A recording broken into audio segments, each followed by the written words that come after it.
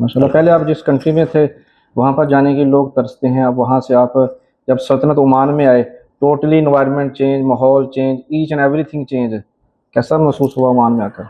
जी ये आपने दुरुस्त फरमाया, लेकिन ये एक ऐसी चीज़ है जो जब आप तकरीबन 25 साल एक सफारतकार के तौर पे गुजार लें जी।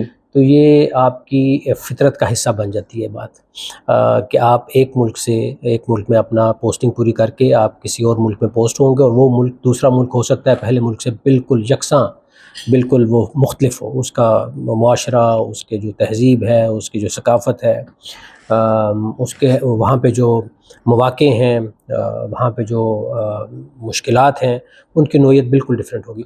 और मैं समझता हूँ कि एक सफारतकार के तौर पे मैं इसको समझता हूँ कि ये एक मेरे लिए ये एक एक्साइटमेंट का बायस होती है बात, कि मैं एक ऐसे नई मुल्क जा रहा हूँ जहाँ में मुझे बहुत कुछ सीखने को मिलेगा।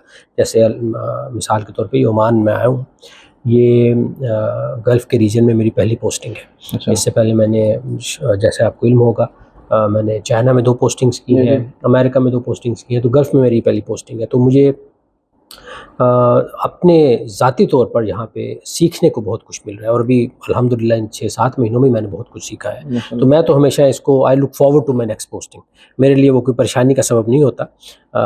वो एक आदत सी है कि जब 3 साल पूरे हो गए एक जगह पे काम कर दिया, अब वज़ारत ख़ारिजा हमें कहीं और पोस्ट करेगी और वहाँ जाके हम अपने फ़राइज़ अदा करेंगे।